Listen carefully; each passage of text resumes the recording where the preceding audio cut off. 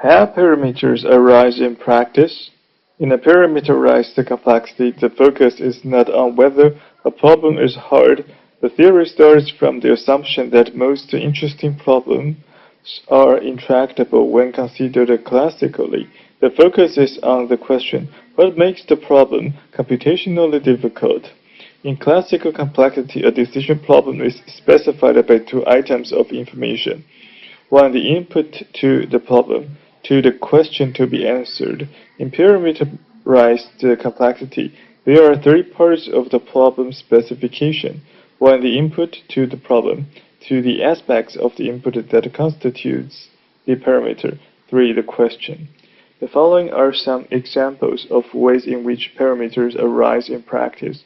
It is important to note that a parameter can be an aggregate of information. From a practitioner's point of view, parameterization fundamentally enriches the languages by which practice engages theory in the specification of computational problems.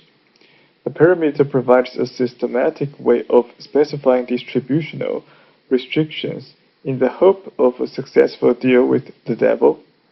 Example 1.2 Natural parameters, graph width matrix. Many important computational problems naturally consist of more than one piece of information. In the case of graph problems such as vertex cover problem of interest is to Dr. O, it is frequently the case that the input consists of a graph G and a positive integer K. There are a number of width metrics of graphs that lead to problems of this form. Let W of G denote one of these measures of graph widths, such as the cut width, bandwidth, and path width of G.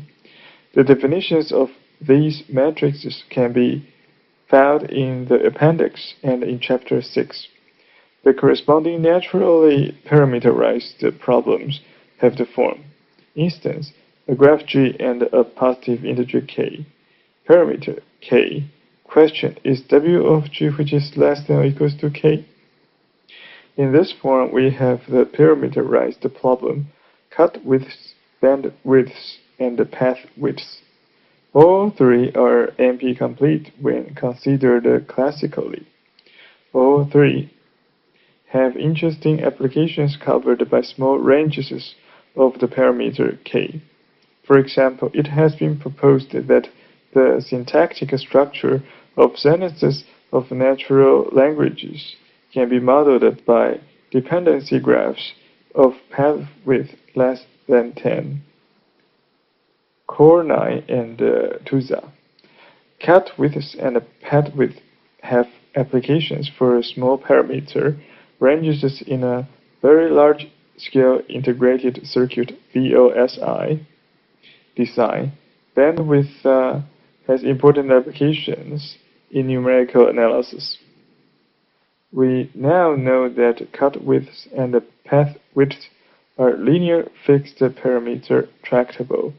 That is solvable in time f of k times n, where n is the size of the graph. Bandwidth, in contrast, appears not to be fixed parameter tractable. The best known algorithm for k bandwidth requires time omega of n to the k.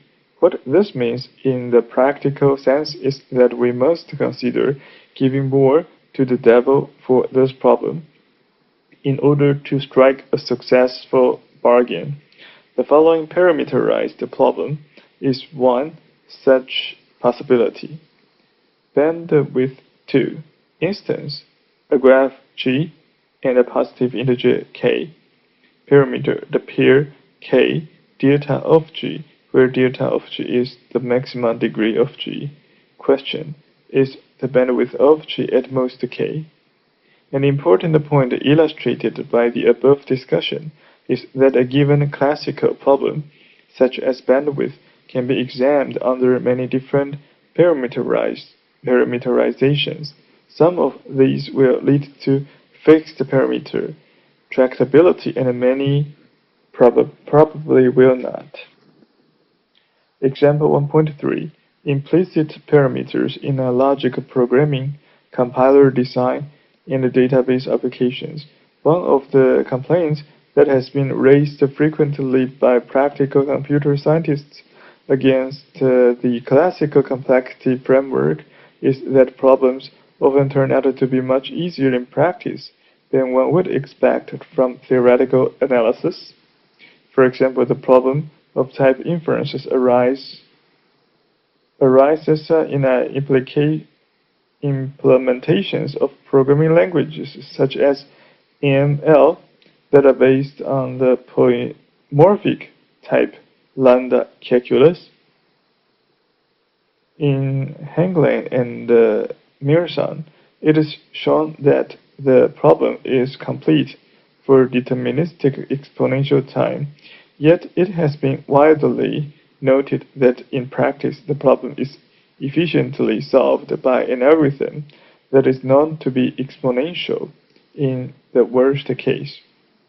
An explanation for this discrepancy comes from noting that the logic formulas that occur in natural programs tend to have small bounded depth of lets. For a parameter k bounding this depth, the problem is linear fixed parameter tractable.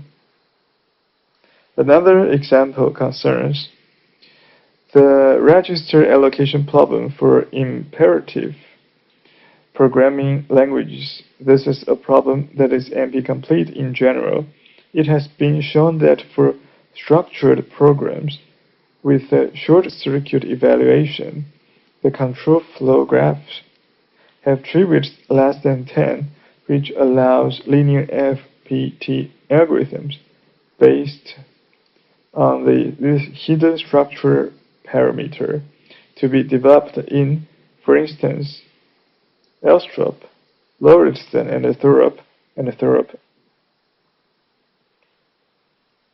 In relational database applications, there are many problems that take a database D and a formula theta as input. Normally, the database is much larger than the formula.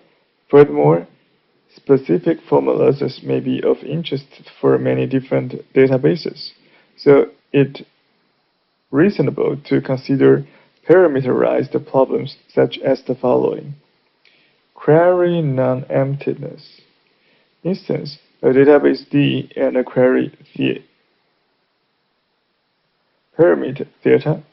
Question, is the query relation defined by theta non-empty? If n denotes the size of the database D, then this and a variety of related problems can be trivially solved in time big O of n to the size of theta. Yanagakis first raised the question of whether these problems are fixed parameter tractable.